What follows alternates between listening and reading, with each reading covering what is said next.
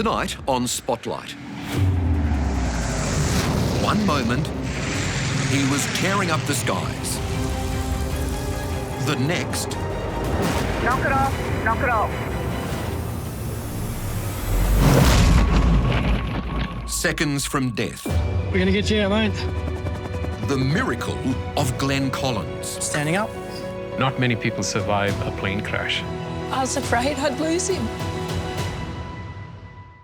Hello, I'm Michael Usher and welcome to Spotlight. In March this year, tens of thousands of aviation fans gathered at the famous Avalon Airshow when the unthinkable happened. In front of the crowd, veteran stunt pilot Glenn Collins hit the ground at nearly 300 kilometres an hour. It was a crash no one could expect to survive, except he did. Now, determined to fly again, Glenn is sharing his story of survival for the first time. On assignment for Spotlight, 7 News reporter Christy May.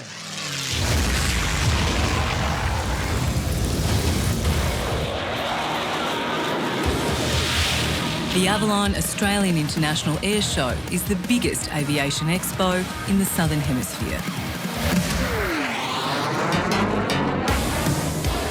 It's been drawing crowds of plane spotters since its debut in 1992, showcasing modern marvels and celebrating aviation history. Every 2 years, scores of flying machines from all over the country and the world are transported to the airfield at Avalon for 6 days of trade exhibits and breathtaking, crowd-pleasing demonstrations.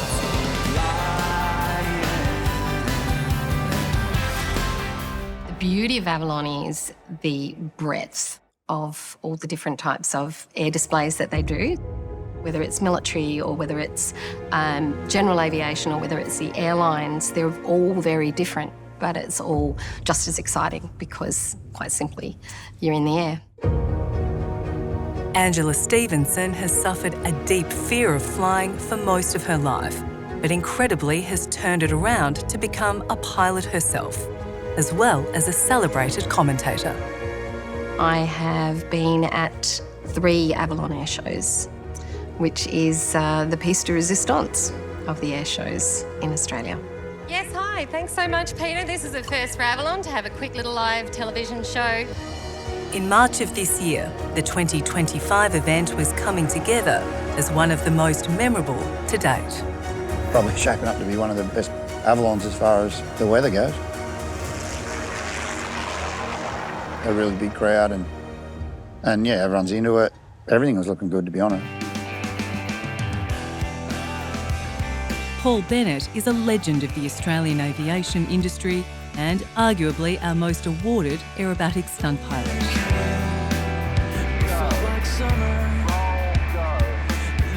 Many of the display planes and participating pilots are airshow regulars and crowd favourites like Paul Bennett and his Sky Aces.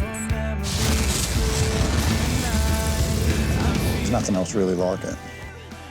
The adrenaline. I guess so. Flying a 4-ship formation of pit specials, the 2025 Sky Aces lineup featured veterans Glenn Graham and Glenn Collins. That's the Richard. Not going anywhere. And the newest addition, rookie Jet Bennett, Paul's 20-year-old son. We went for a loop and a roll in an aeroplane on my first birthday, and on my 16th birthday, soloed to pits for the first time. Been flying a pit special ever since. Following in your dad's footsteps. Yeah, 100%. It must be pretty special to have him quite literally under your wing, flying formation. Yeah, it's amazing. It's been nice to have the father-son thing, and then to have him, you know, come and compete at competition's been amazing as well. I want to make him proud. I want to, yeah, just, I don't know how to say that.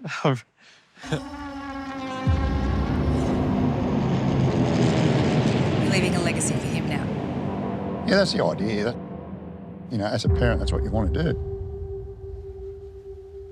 making me sad.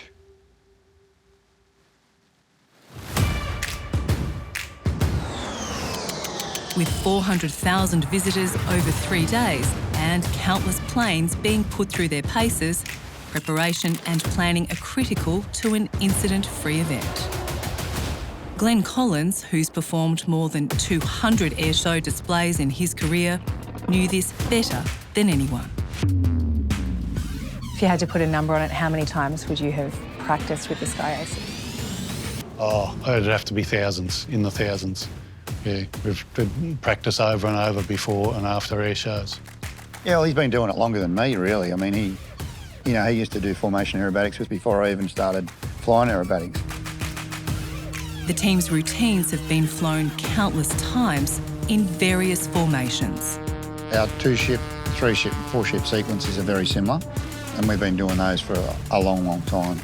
Paul is their unwavering frontman.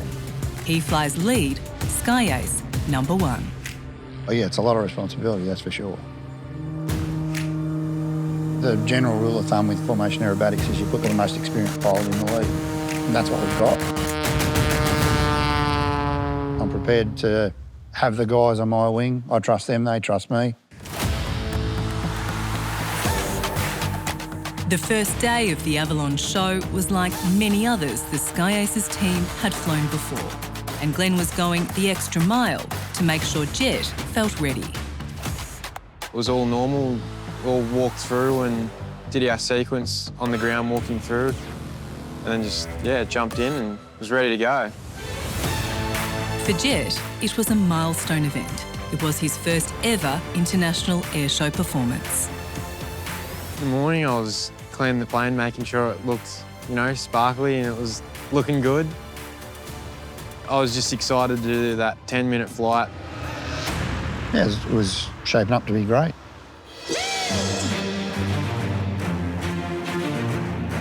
Phil Ferguson, along with brothers Brooke, Todd and Jay Everett, created an epic fireworks display using almost 100 kilos of explosives.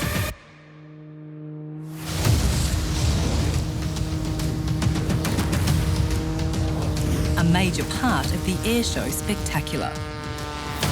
So the wall of fire is my little baby.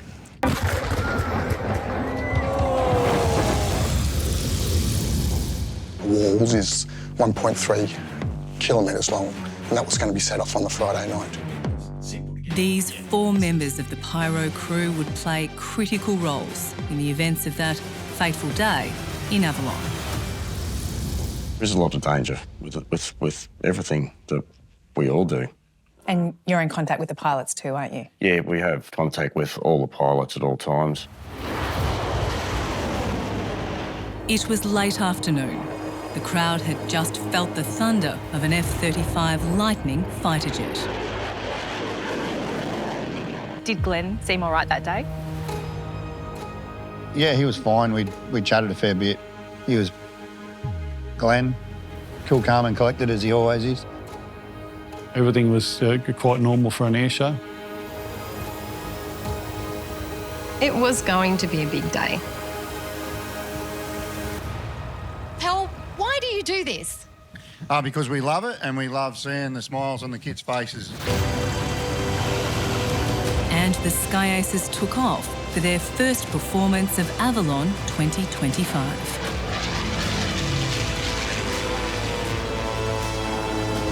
A few manoeuvres into their routine, the squad split up. And Glenn in the orange number 4 launched into an aerobatic display of his own.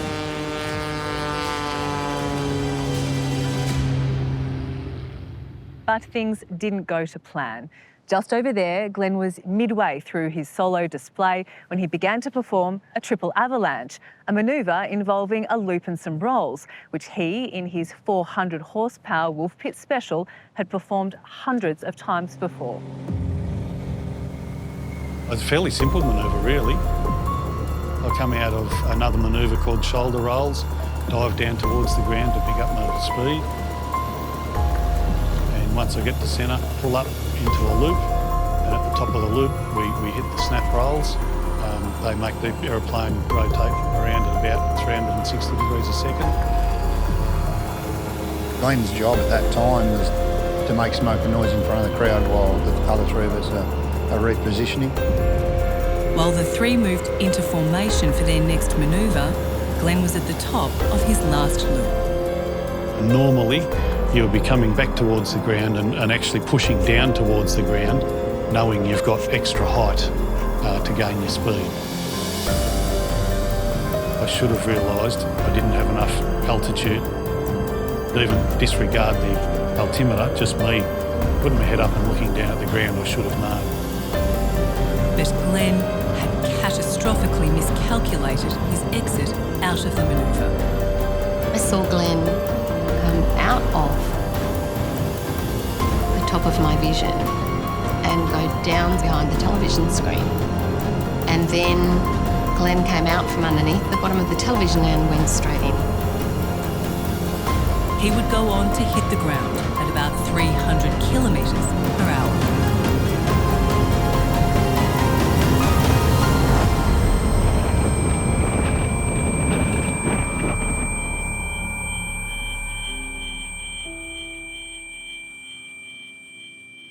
And my next thought was,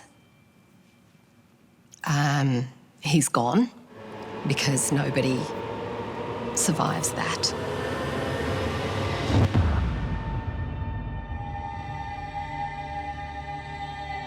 When did you realise that something had gone wrong that day? I'm not sure what really happened. We were still continuing on. We still did a 3-ship loop. We still set up for our split break. We still did our split break. So now there was 3 aeroplanes in 3 different positions. At this point, Paul was still unaware that Glenn had crashed. All he knew was that the tower had called for the Sky Aces to stop their routine. We got asked to knock it off when I was in the stall turn in the middle, in the centre of the crowd, and we did. We didn't know why though, and so... That can mean a few things, can't it? Yeah, look, it could have been a flock of birds. It could have been a number of things. My job then is to make sure the other guys are safe. Let's get back together so we know where everything is, and then we'll assess. So Paul radioed for his squad to reform, calling them out one by one. Dad says 1, I say 2, Glenn says 3, and... Contact 1. 1 3. Number 4's not there. Contact 4. No contact. I actually started to tear up, you know, not hearing number 4 sitting under me, like it's a pretty loud aeroplane. Normally you hear him straight there, and yeah, hear Glenn Collins go down. It was pretty hard. Pretty rough. Yeah.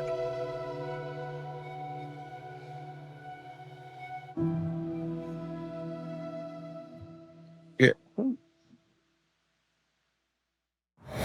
Up next, the incredible video, Seconds from Death, as the cockpit camera kept rolling. We got a fuel leak? Plus, Glenn's fight to fly again. It's hard work. Yeah, it's good. Well done. And later, dating app deception. You believe they're safe? No, I don't think they're safe. When love online turns real-life nightmare. I don't think someone's safety should come at the cost of making money from an app.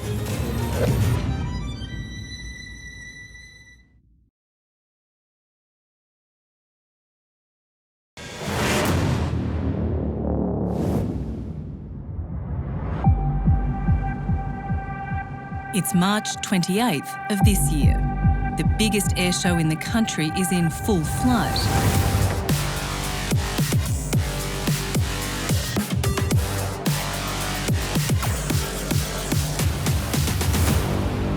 When the unthinkable happens.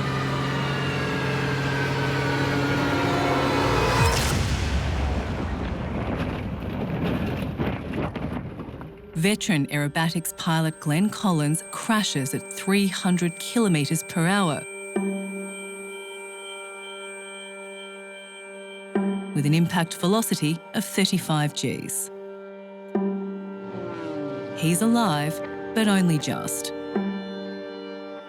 Survival will be another matter. His Sky Aces crewmates had landed and were trying to make sense of what had happened. The disastrous reality of the situation was starting to sink in. You put up and then Jet put up beside you. What happened when you got out on the ground there?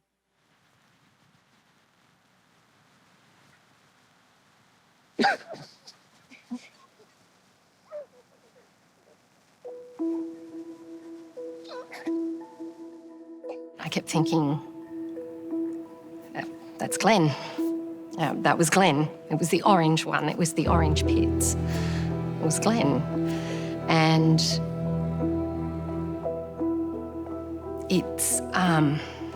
it's pretty confronting.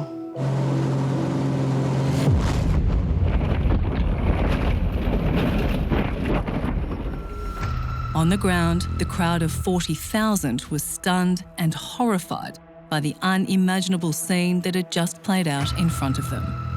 So were the boys of the pyro team, stationed across from the airstrip. He's just hit the ground and all you can see is dust. I thought he's died, like he's hit the ground quite fast. It's just like somebody turned the switch off and there was no noise, really. Within seconds, Phil and the pyro crew were racing towards the smoking wreck of Glenn's aircraft. Can you hear me? What was going through your mind when you saw this wreckage in front of you, knowing it was Glenn? We need to get him out before it does burst into flames.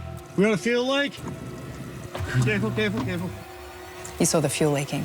Yeah, pouring out between his legs. There's fuel pouring. I'm a volunteer for the fire brigade, so I've seen some bad stuff, but yeah, I was sort of expecting the worst. Hold his neck. Up. Yep, got him. Take him far away. Yeah. Guys, I'm starting to hear a sizzle. Stop. Go down.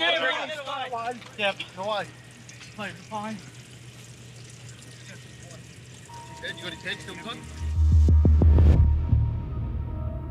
If you have a look at the plane, like you just think, how would anyone survive that? Yeah. They knew that it was Glenn. They knew what they had to do. And so Phil rang me. He's the one who told me that he was alive. Glenn had survived a catastrophic impact with the ground and was still breathing. But his miraculous bid to cheat death had only just begun. And so half the crowd is to the right, half the crowd is to the left. They were all just looking my way. And I remember thinking, thank goodness he is alive. Only minutes had passed, far too soon to know whether Glenn would make it. But however bad things were, there was someone who had to know. And this is where it becomes hard. I'm a father, I'm the leader, I'm the mate. But my job is then to call Glenn's wife, you know, and tell there's been an accident. Tracy Collins was 1,000 kilometres away at home in the Hunter Valley in New South Wales, blissfully unaware of the horror unfolding at the Avalon airfield. Poured myself a nice glass of wine and started chopping the vegetables for dinner, and then I noticed I had a missed phone call from Paul. It was the kind of phone call that no one wants to receive. Paul said that he had gone in, and in my mind I just thought he had had a forced landing in a paddock. It wasn't long after that that the footage of the actual crash showed up on the news as breaking news. Emergency crews have raced to the crash scene, but grave fears are held for the pilot, who we understand is a well-known and much-respected figure in the industry. And then I knew it wasn't good. I said to him, I don't care how you get me there. I just need to get down to my husband. And I also said I wouldn't go without Glenn's parents. So we picked up Tracy and Glenn's mum and dad, flew them to Melbourne. Glenn had to ride an helicopter and, yeah.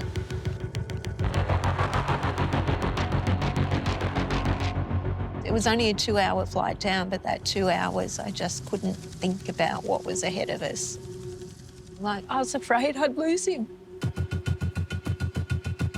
The Alfred Trauma Centre in Melbourne was on alert and ready to receive the critically ill pilot. We had pre-hospital notification that it was a high-impact, high-velocity plane crash. Dr. Joseph Matthew is the Deputy Director of Alfred Health Trauma Services. That day, his team was preparing for the worst. Not many people survive a plane crash. So the external body decelerates suddenly to zero, but the internal structures are still moving at 300 kilometers per hour.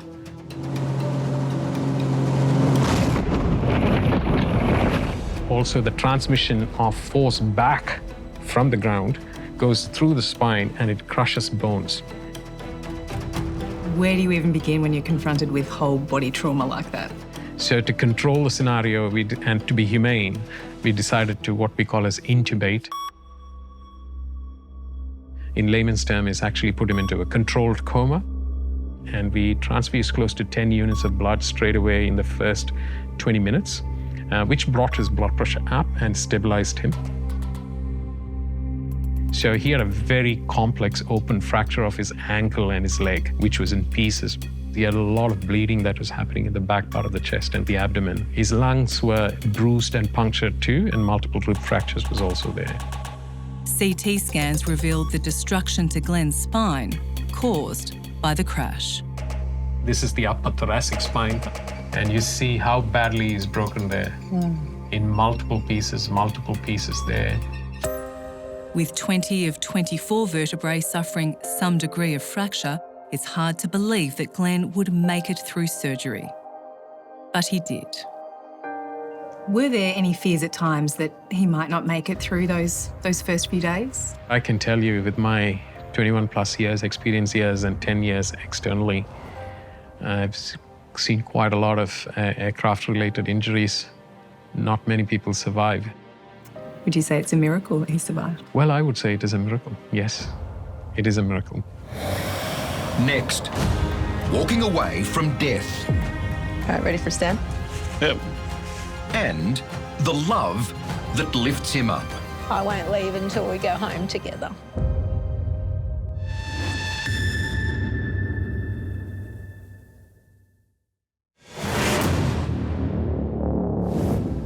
From the Alfred Trauma Centre in Melbourne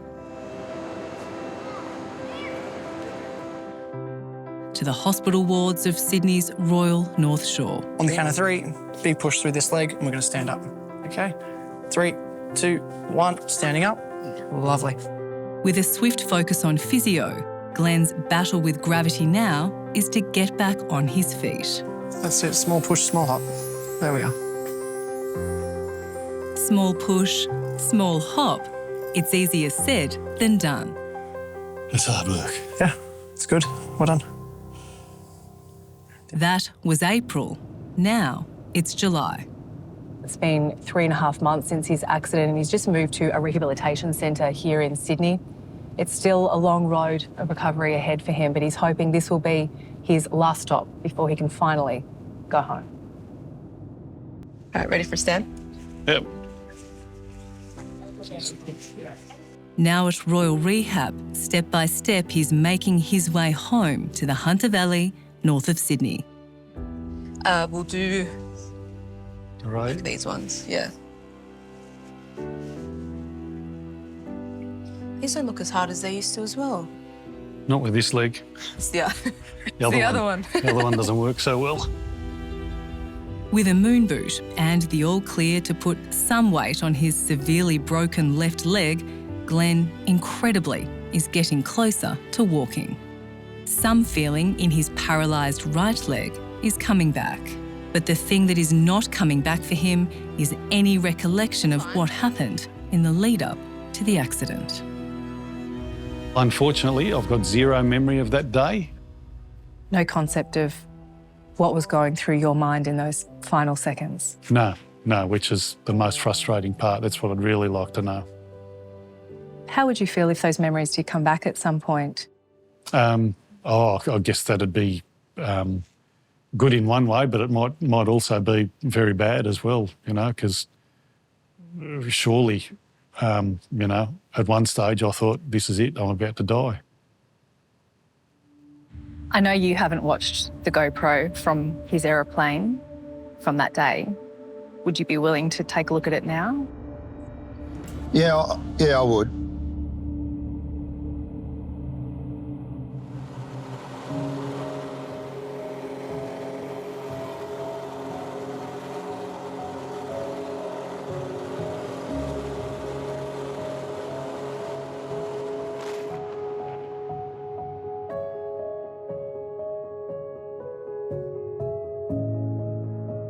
What are your thoughts? Yeah, it's just too low when he was over the top.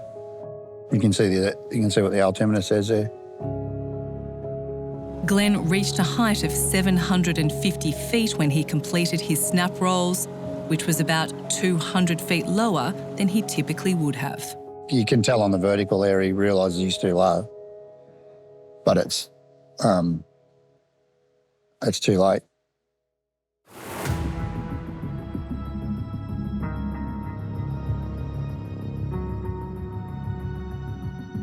Once investigators had examined the wreckage of Glenn's plane, it was brought here to the Hunter Valley.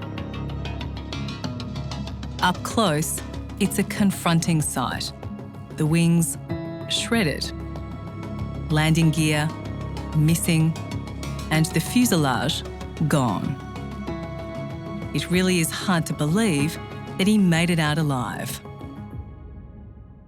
The idea with aerobatics and displays is to make it look dangerous, but it not actually be dangerous. Barrel, go.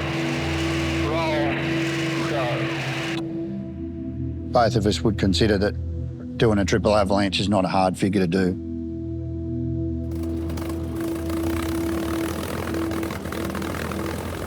He's a naturally gifted pilot.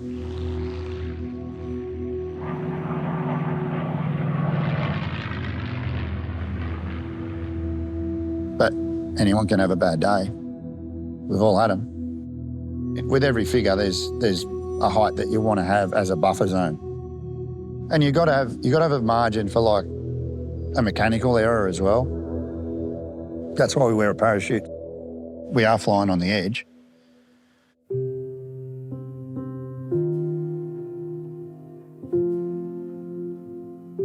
There's an addictive element to aerobatics that only a few of us will ever understand. It comes with risk, but for Glenn, even after near death, the reward is far greater. I'm still grateful to end up where I have. So many spots along the way could have ended my life, and I was just so lucky that everyone did what they did along the way to stop that. You've got a second chance. Absolutely. I think it might add up to my 8th or 9th chance. But the guilt of what his family had to endure hangs heavy in his mind. I had to say sorry to the kids for putting them through it. Do you love Poppy so much, Bob? Poppy loves you. Of course, they said, it doesn't matter, Dad, don't say sorry, you don't need to. You know, they were just supportive the whole time. This lovable knockabout character and his wife have attracted nothing but support from many surprising places. We think that Glenn will have lifelong ongoing medical costs, and I'm so thankful. We've had complete strangers that have seen our story and donated money towards us. Unfortunately, at this stage, there's no insurance involved as Glenn was a volunteer, so that money will come in handy to fall back on as we're not certain whether Glenn will or won't return to work. Glenn and Tracy have an unbreakable bond. In fact, Tracy has not left her husband's side since the crash. Tracy, what a champion. Staying in temporary accommodation and commuting at all hours to be close. I won't leave until we go home together.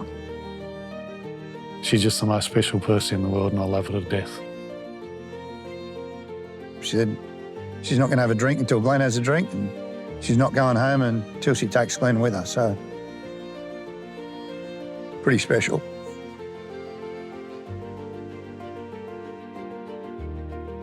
Flying makes Glenn happy, and it makes me happy that he's happy. Will you fly again? Absolutely. If I can't pass the medical, I'll still be going up. I've got lots of friends I can go flying with, so whichever way it is, I'll be back in the air.